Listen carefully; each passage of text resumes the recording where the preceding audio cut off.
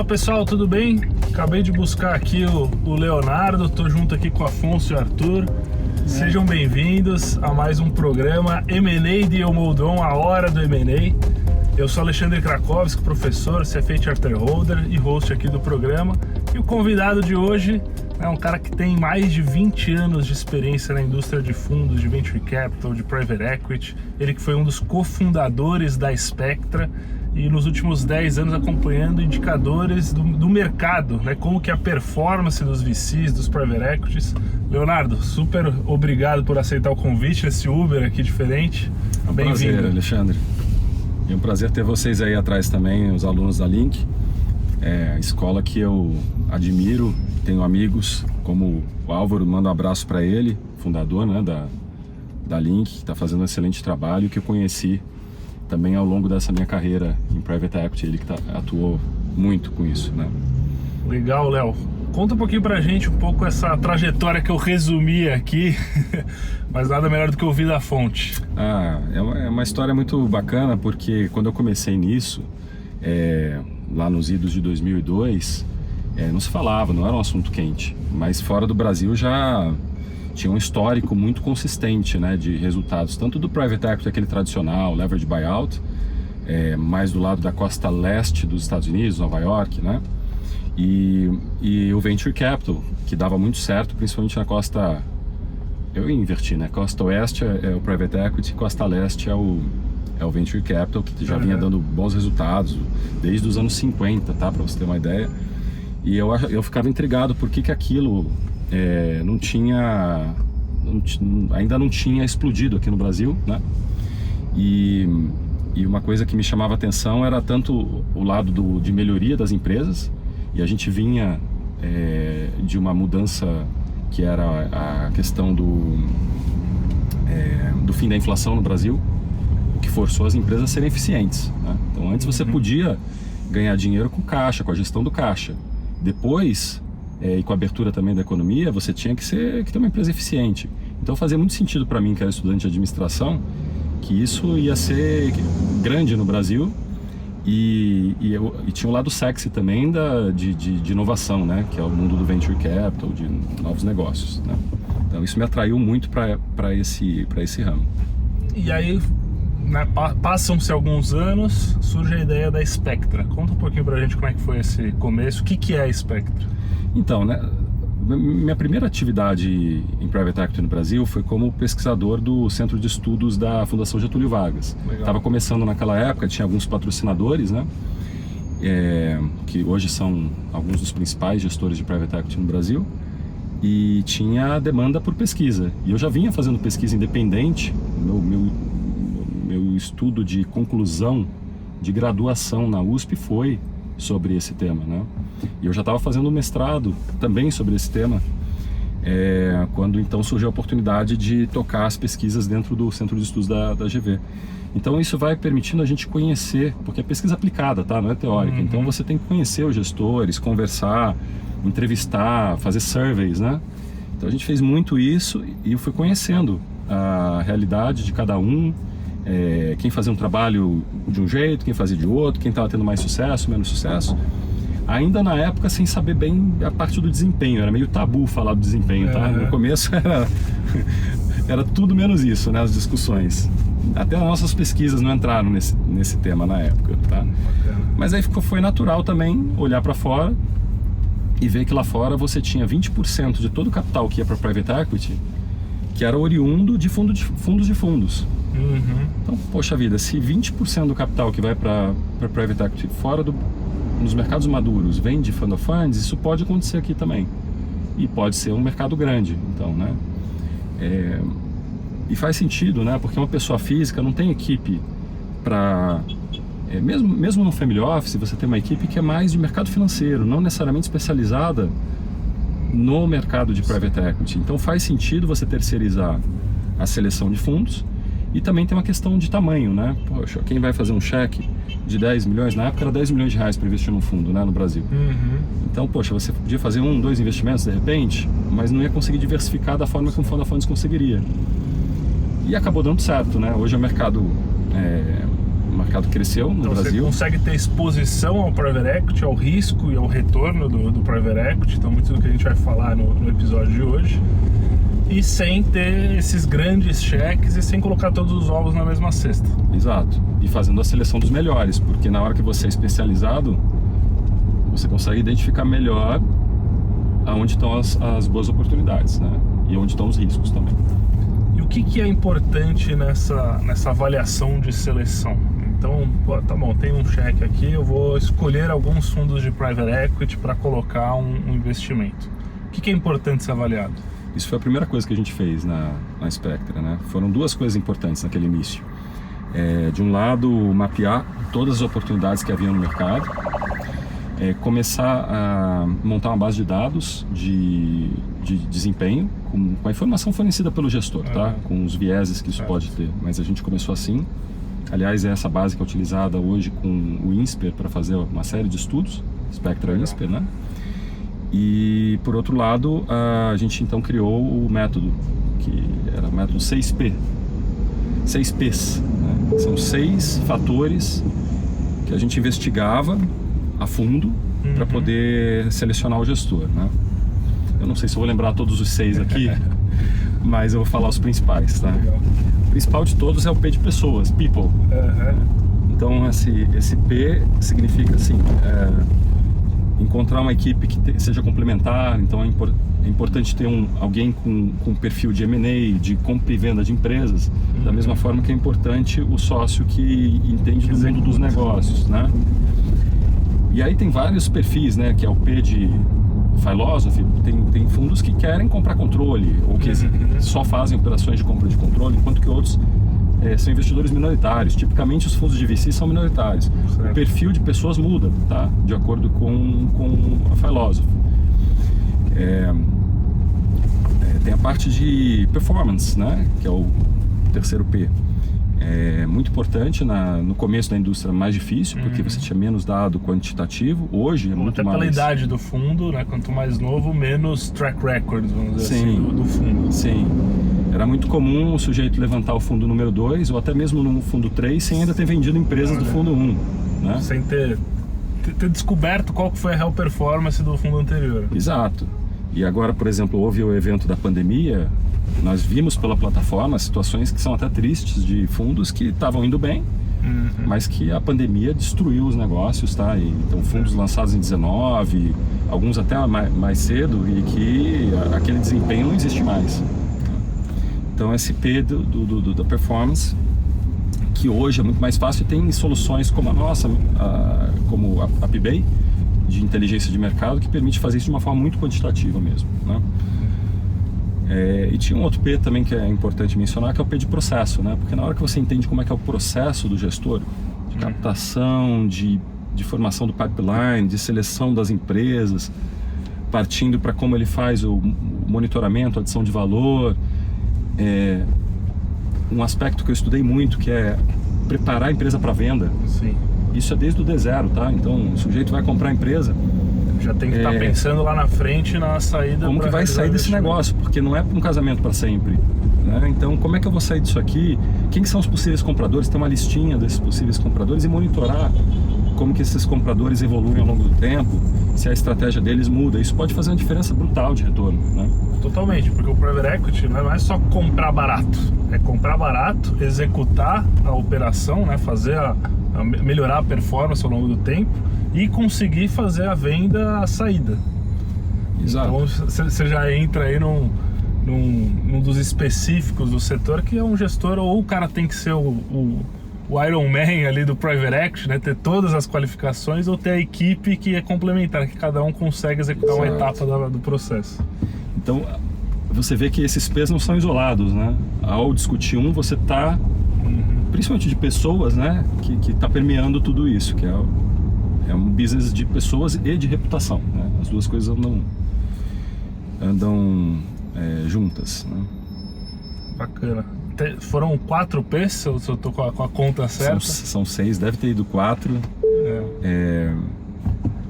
Tem price também. Price é termos e condições. Super importante. A gente chegou a não fazer investimento no primeiro fundo da Spectra, por não conseguir um direito importante que a gente entendia que era fundamental no aspecto de IP. E por mais que o gestor tinha uma proposta super atrativa, a gente não entrou. E coincidências da vida, o fundo teve dificuldades. Caramba. Teve dificuldades. Não que esteja necessariamente ligado a isso, Sim. mas dá para ver que um aspecto de forma de pensar do gestor à época que fez ele não abrir esse direito para o investidor é o mesmo que fez ele correr riscos que não são riscos institucionais para o fundo. Isso o próprio gestor reconheceu numa conversa recente comigo. Caramba, que bacana. Então, sem querer, a gente acertou. Acertou na filosofia de investimento. Exatamente. Que legal. E bom, quando você fala, né, de toda essa investigação, imagino que você falou com muita gente. Qual que é o tamanho, né, da base de dados hoje de vocês de fundos?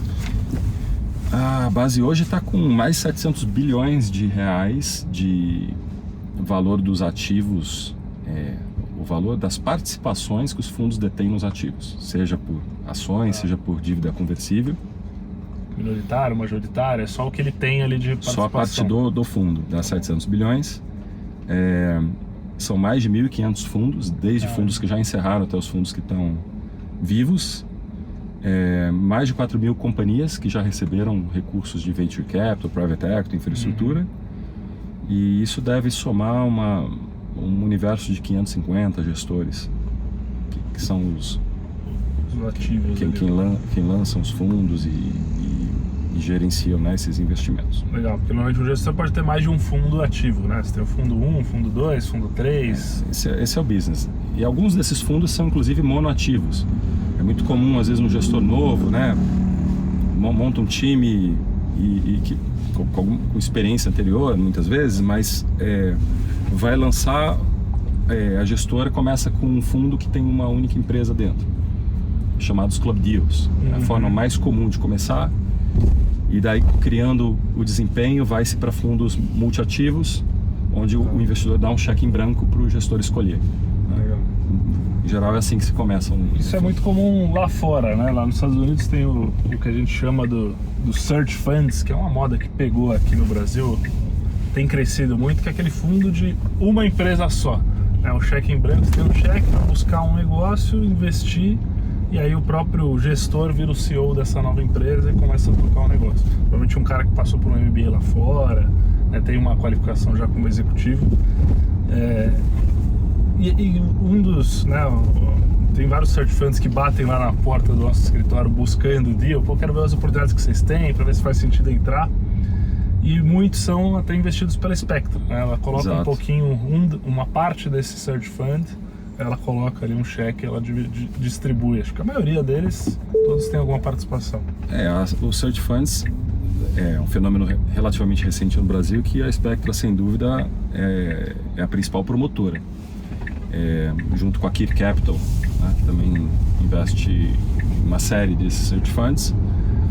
E é intrigante, né, que uma equipe, muitas vezes recém-saída de um MBA, levante um capital comprometido para buscar um único negócio, né, sendo que mais natural seria esse negócio já está identificado, né? Sim, e o custo da busca ser um custo incorrido pelo empreendedor como parte da formação do negócio. Então, ele eu tem fico ali curioso de depois apurar o resultado. Ele tem os 2 anos de searcher, né, que a turma chama, que ele fica esses 2 anos buscando a empresa para investir e virar o CEO, e muitas vezes não encontra.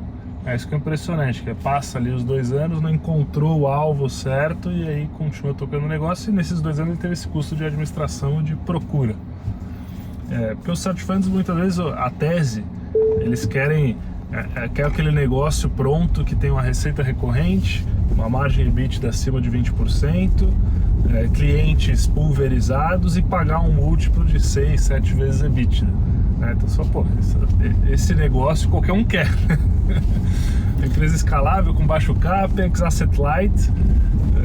Se você achar, eu também quero entrar, né? A gente brinca às vezes que a turma bate lá na porta, mas existem essas oportunidades, mas elas são muito difíceis de encontrar. Que muitas vezes um sócio que não tem uma segunda geração, quer que continue o legado, e esse searcher consegue dar uma continuidade para a empresa ou ver uma coisa que o empresário ali inicial não estava vendo, e isso é uma solução para o empresário. Mas a gente vê muito mais gente buscando do que de fato, né, tomando risco. Outro dia eu vi um estudo sobre, que é bem macro, né, sobre como nos Estados Unidos tem uma geração de boomers que criaram empresas, muitas vezes empresas que não escalaram, não têm descendentes, porque a gente passou a ter uma geração com menos filhos, né? E principalmente no mercado americano você tem aquela liberdade, né, da pessoa fazer o que quiser, né, da vida. Então vai ser esportista muitas vezes, ou vai trabalhar com arte, ou vai a família fica sem ter a quem passar o negócio. Então foi colocado como um dos fatores de justificar a existência dos search funds nos Estados Unidos, né? Não sei se é bem a realidade nossa brasileira, então quem sabe numa próxima conversa a gente discute o desempenho dos search funds no Brasil. Falando de desempenho, então, já que você tocou nessa chavinha, como que avalia o desempenho de um private equity, de um venture capital? Olha, tem 3 indicadores que a gente considera como fundamentais, né? E ligados a eles você pode tirar um quarto. Então vamos começar com esses 3 primeiros, que é primeiro a multiplicação do capital, né? Esse é um business de multiplicação do capital. Então tem um indicador que chama TVPI, que nada mais é do que a soma do valor das empresas mais o que foi já vendido, recebido de distribuição pelos cotistas, dinheiro no bolso do cotista. Dividido por quanto foi investido, né? O que é o capital integralizado pelo cotista também. Então eu botei 100 milhões na empresa, vendi lá na frente, somando dividendo, a venda por 200 milhões, o seu TVPI vai ser de 2 vezes. 2 vezes o capital, isso. Que é o conhecido também como MOIC, né? O VC às vezes usa um pouquinho o MOIC, Multiple Over Invested Capital. Sim, a gente vê o MOIC sendo muito usado como terminologia para descrever fundo investindo na empresa, e o TVPI sendo um pouco mais técnico do investidor investido no fundo. Legal. Né? Esse sem dúvida é, na minha visão, o principal, mas principalmente num mercado como o nosso, que você tem janelas de saídas, por exemplo, IPO, agora está fechado, né? A janela de IPO. Aí de repente abre, fica período curto, fecha de novo. M&A, tem momentos que tem mais interesse por M&A, menos interesse por M&A, juros que sobem e descem. Então você tem uma situação, uma realidade de fundos no Brasil demorarem mais para vender as empresas. Certo. Então pode ser um problema para o fundo, né? Porque é um custo de oportunidade. E aí que entra o tempo, o fator tempo, ele influencia a TIR, a taxa interna de retorno, que é o segundo indicador que a gente utiliza para ranquear os fundos, né? Que é basicamente o retorno anual que você tem ali de ter desde o momento que você entrou até o momento que você saiu, quantos % ao ano que está representando em retorno. Então uma coisa é dobrei o capital 2 vezes, mas isso demorou 1 ano, 100% de retorno em 1 ano. Isso demorou 4 anos, aí já cai para, né, um pouco menos ali de 25%. Sim.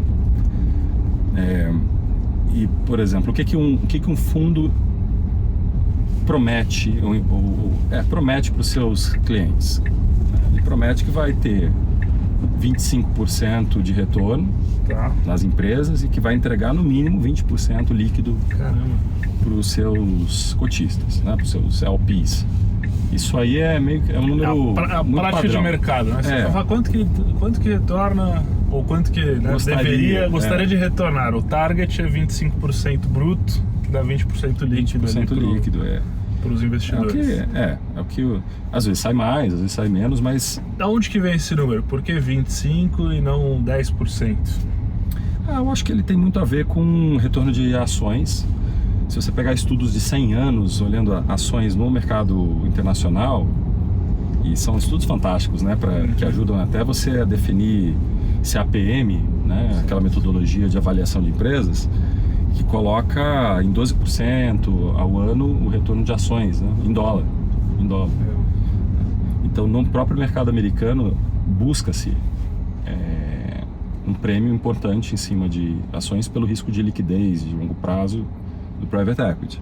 Então se a gente pegar aqui a nossa Selic 10%, a ação seria mais 5 a 10% ali acima, 15%, é um WACC, né, um CAPM de empresa de capital aberto. E o Private Equity tem um risco adicional porque ela não é capital aberto, então você não consegue comprar e vender no minuto seguinte ali a ação. Você comprou, você pode ser que fique 5 anos, 7 anos, ou às vezes mais tempo ainda com a empresa até fazer a saída.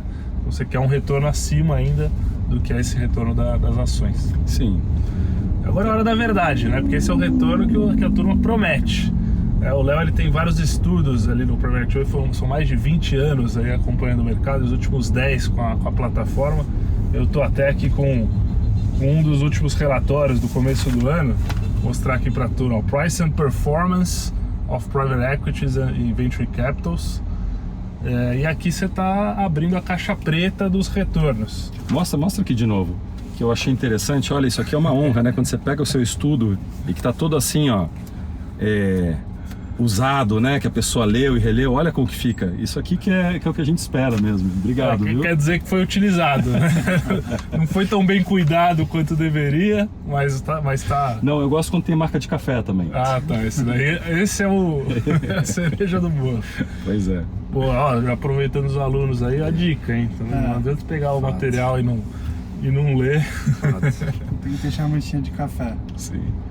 A turma quer saber como que foi o retorno, porque 25% que a turma normalmente promete. O que você acompanhou nessas últimas 2 décadas de performance, como que vem evoluindo essa performance dos fundos, e aí quando a gente fala de uma mediana dos private equities e quando a gente fala, né, de um primeiro quartil, um terceiro quartil. Bom, aí tem 2 estudos, esse que está no seu colo, que é o que a gente faz anualmente, chamado Price and Performance, que olha o retorno desde o lançamento do fundo até o último exercício auditado dele, e calcula a TIR e o TVPI desses fundos. E depois a gente pode voltar nos outros indicadores de desempenho, tá? Que a gente falou só de 2, mas a gente pode voltar depois. E esse Price and Performance, ele é o estudo mais importante que a gente produz e é o mais completo que tem no Brasil para você entender desempenho de fundos. E aí pega de todo mundo, né? The good, the bad and the ugly. E mostra uma situação... A vida como ela é. Como ela é e que não é tão bonita assim. Porque durante muitos anos, até mais ou menos 2013, 2014, você tinha ali uma mediana de retornos brutos, sem contar a taxa de administração e de performance do gestor, girando em torno de 10% ao ano. Uhum. Que é muito abaixo de uma Selic, né? É decepcionante. É decepcionante, sim.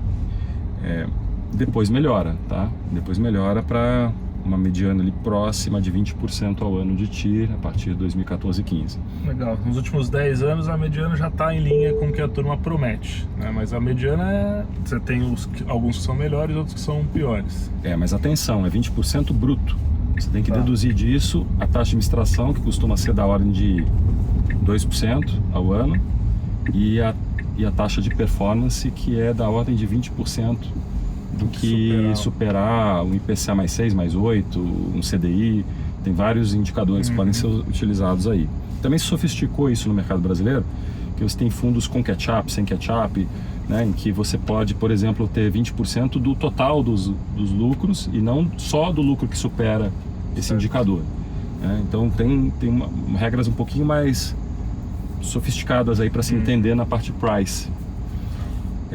Então esse é o estudo geral. Só que a gente tem um aqui que não está com marca de café, que saiu agora do forno, que é um estudo que a gente focou só nos 170 fundos que receberam investimento dos fundos de pensão. Legal.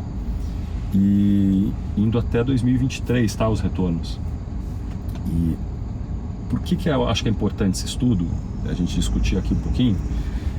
Primeiro, porque os fundos de pensão no Brasil, somando as chamadas FPCs, entidades fechadas de previdência complementar, e os RPPS, que são os regimes próprios de previdência municipal, estadual, eles juntos têm 1,6 trilhões de reais. Então é uma poupança importante que o Brasil teve a felicidade de criar esse sistema. E que lá fora são os maiores, né? Você tem muito fundo de pensão lá nos Estados Unidos, faculdade com fundo de pensão, fundo de pensão dos ex-bombeiros da cidade, né? Tem fundo de pensão para todo lado. Tem. CalPERS é um grande exemplo, né? Que é da Califórnia, dos funcionários públicos da Califórnia, um dos maiores do mundo. A gente atende a Ontario Teachers, que é um fundo de pensão também dos professores de Ontário, no Canadá, que são grandes investidores em private equity, inclusive na área de infraestrutura, eles têm uma especialidade. Investem pesado aqui no Brasil. E o fundo de pensão, por característica, né, por ter um retorno esperado mais longo, você está falando de uma aposentadoria, você tem um horizonte de investimento maior, o fundo de private equity ele tem esse horizonte longo e uma expectativa de retorno mais alta. Então faz sentido ter alguma exposição a private equity. Total sentido, né? E por isso que eles começaram. Não só por isso, né? Havia também um movimento de privatização que aconteceu lá nos anos 90 e que gerou muitas oportunidades, né? Porque quando você tem privatização, você tem a oportunidade de melhorar a eficiência das empresas, de consolidar setores que estão fragmentados, no bojo, né? De você comprar por exemplo, uma empresa de telefonia e depois consolidar outras embaixo e melhorar toda a forma. E foi um sucesso no Brasil, né? Se você for ver a privatização do sistema de telefonia. Então, os fundos de pensão naquela época se juntaram a algumas iniciativas formadas por financistas ou bancos de investimento no Brasil e não só começaram ali a investir em private equity, mas também se tornaram investidores relevantes. Chegaram em alguns anos, a serem mais de metade do capital que ia para fundos de private equity no Brasil. Tá? Vou dar um exemplo, 2008, 2009, né, que você tinha a crise do subprime nos Estados Unidos. Então, investidor americano, europeu, enfim, investidor internacional estava com dificuldade de fazer novas alocações, enquanto que os fundos de pensão no Brasil aproveitaram e colocaram a maior parte do capital. Então vamos para os números. A gente estava falando aqui, investimento de private equity, ele promete 25%, o retorno foi de 10% ao ano, né, uma década atrás, e na última década foi de 20% ao ano ali na mediana. Os vencedores, né, estamos falando da mediana, os vencedores, quanto que eles geraram de retorno? Não, tem vencedores que tiveram mais de 25% de retorno, multiplicação do capital na ordem de 4 vezes, existiu isso. Tá? Então a gente está falando da mediana do mercado, fica nessa faixa. Você tem os caras que atingem ali 40, 2 vezes, 1 vez e meia o retorno, ou 40%, 30% de retorno ao ano, né? Então esses são os caras que vocês virariam foco. Para o fundo de pensão foi exceção. Para o fundo de pensão, como é que foi isso, né, 20 anos atrás e como que está os últimos 10 anos? Tá, vamos separar em 2 décadas, tá? A primeira década indo de 2002 a 2013. E por que 2002? Porque ali eles começam a investir todo ano, tá? Então vira um programa de investimento e não uma oportunidade individualizada. Então, nessa primeira década, o maior problema foram as perdas. Então, eu vou te dar um número, 841. 8 investimentos, 8 fundos, para cada 8 fundos investidos, 4 perderam capital, e 1 retornou acima de 20% ao ano líquido. Caramba. Então isso foi um problema sério, né?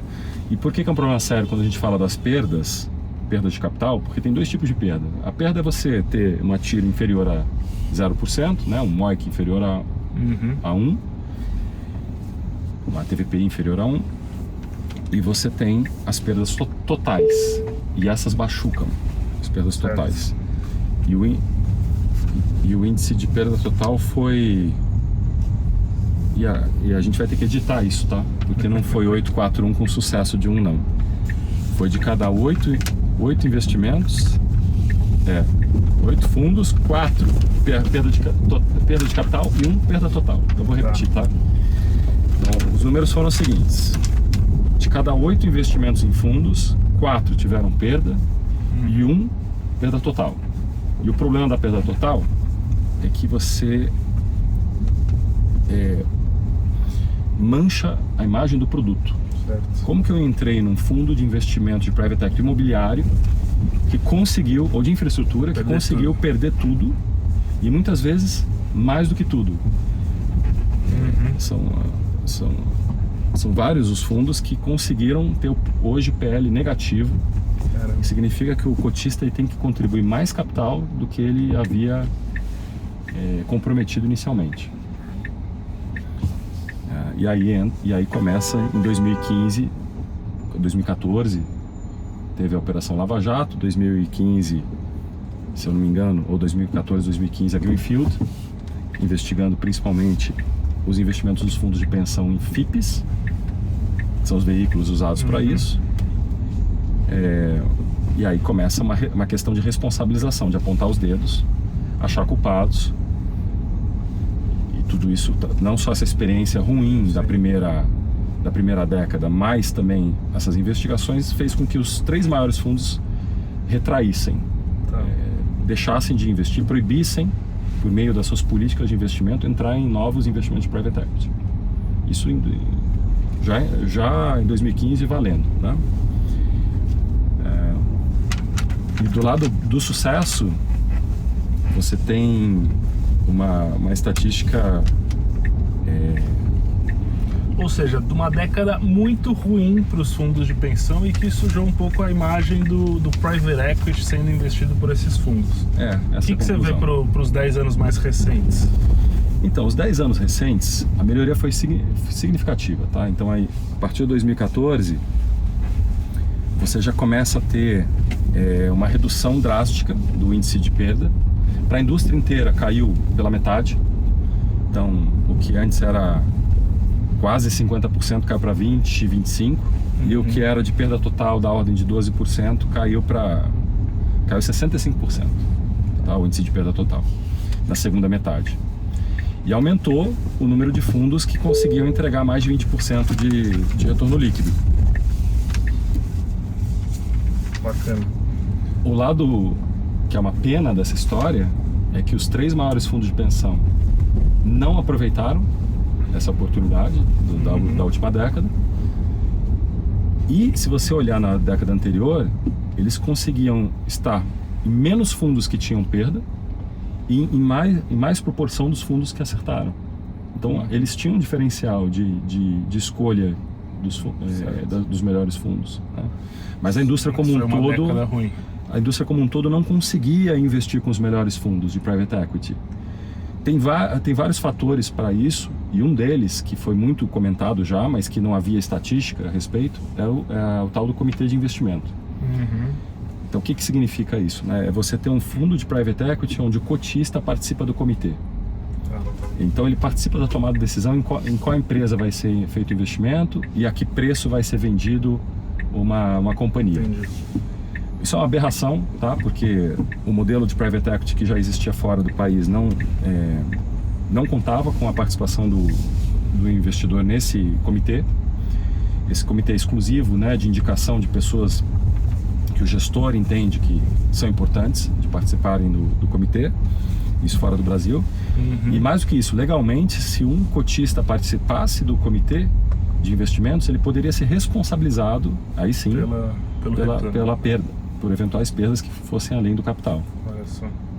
Já no Brasil, como um fundo, até a lei de liberdade econômica, que foi passada no governo Bolsonaro, e foi normatizada pela CVM recentemente, na CVM 175, o fundo, por não ter personalidade jurídica, o FIP, ele tinha inerente a ele esse risco de perda do capital além do investimento.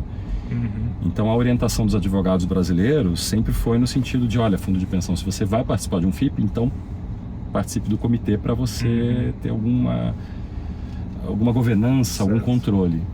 Mas acabou saindo tiro pela culatra, né? 71% dos fundos, mais de 70% dos fundos com perda de capital tinham um comitê de investimento, e só 35% dos fundos que tiveram mais de 20% de retorno líquido tinham um comitê de investimento. Olha que interessante, né? Então, assim, você tem algumas métricas de performance, a gente falou TIR, o IRR, o TVPI. Essas métricas, quando você entra com um fundo de pensão ativo, né, vamos dizer assim, um fundo de pensão que quer quer participar do comitê, interferir ali nas escolhas do fundo, performaram pior do que aqueles que não tinham esse comitê. Você deixa o Private Equity trabalhar, né, coloca o dinheiro lá, faz a melhor alocação, muitas vezes seguidas ali pelas escolhas que vocês faziam, né, dos 6 Ps, que o cara vai conseguir fazer uma melhor gestão do que você de fato tentar interferir ali no que não é o core do fundo. Tem um problema também de seleção adversa, porque na hora que você exige o comitê e o gestor do fundo entende que ele pode levantar o mesmo capital de outras fontes que não exigem o comitê, né? Se ele tem qualidade, ele pode optar pelo segundo caminho e não oferecer o produto dele para o fundo de pensão. Mas isso são águas passadas. Hoje os fundos já entendem que não faz sentido esse tipo de envolvimento e o resultado está aí, né? A indústria melhorando significativamente e os fundos de pensão tendo muito mais retorno. Bom, muito interessante, né? Então a gente falou dos 2 indicadores de desempenho, mas tinha um terceiro que você prometeu aqui comentar para a turma. Qual que é esse terceira métrica de avaliação de performance? É o índice de distribuição do capital. O dinheiro no bolso do investidor, de volta. Já que o Private Equity ele é um investimento temporário. Você ter 2 fundos com o mesmo MOIC, mesma TI, mesmo TVPI, mesma TI, o que tiver maior distribuição, ele está se destacando. Melhor do que o... E isso a gente também avalia, né? Então, quando a gente faz, por exemplo, monitoramento da carteira para um fundo de pensão, e é um trabalho que vai direto para o conselho, a gente inclui essas 3 métricas para cada fundo que ele investe, comparando em relação aos demais. Então, por exemplo, teve 12 fundos de infraestrutura do ano de 2011. Como que está o fundo em que ele investiu nessas 3 métricas? Primeiro lugar, segundo lugar, na TVPI, quarto em DPI, que é a distribuição. Qual que é o problema de não avaliar a distribuição? O que você está perdendo? Você fica muito dependente do método de avaliação que foi empregado pelo próprio fundo, pela gestora ou pelos que é o valuation, pelos avaliadores contratados pelo gestor para avaliar as empresas. E como a gente comentou no começo da conversa, tem fundos que pós-pandemia tiveram uma redução muito drástica de valuation das empresas. Mas isso não necessariamente está na cota por causa da métrica de avaliação que ele está utilizando. E a distribuição você pega isso. Então você pega isso na distribuição quando você vai comparar, mas quando você vai investir, minha recomendação é ir empresa por empresa, principalmente as maiores, né, que movimentam a carteira, para ver como é que é o método de avaliação que foi empregado em cada uma delas e se você tem comparáveis de outros fundos, às vezes outros fundos investindo na mesma empresa e que permite a partir dali você fazer uma avaliação mais conservadora sua. Pode até usar múltiplos de empresas listadas. Nesse momento no Brasil faz muito sentido fazer isso, porque você tem um desconto grande para as empresas listadas em relação ao valor intrínseco, né? Pelo menos no setor de saúde a gente vê muito isso, com situações em que você tem empresas detidas por fundos de private equity valendo múltiplos superiores a empresas listadas com mais tamanho, e portanto com mais posição dominante de mercado. Leonardo, sensacional o papo. Estamos chegando aqui pro finalmente do nosso episódio. Então a gente falou, né, sobre métricas de avaliação, as 3 métricas diferentes, TVPI, IRR, índice de distribuição. Falamos um pouco do cenário da última década, dos últimos 20 anos de fundo. Então que eles prometiam 25 e entregavam 10, melhorou muito, estamos entregando 20 e tem aqueles outliers que entregam 30, 40 e a importância de você escolher bem o fundo que você vai investir, né, e até um convite para os fundos de pensão de voltar a olhar o private equity, porque a forma que fazia antigamente né, já era ultrapassada. Então é voltar a fazer sem o comitê de investimento, né, confiando aí nos gestores, mas avaliando os gestores com a melhor métrica. Queria que você comentasse aqui com a turma a mensagem final aqui para quem está passando por esse momento de avaliação e como que eles podem inclusive usar a plataforma de vocês para melhorar essa decisão de gestão. Eu acho que a gente está no momento oportuno. Quando você tem situações de dificuldade econômica, os investimentos tendem a ser melhores, né?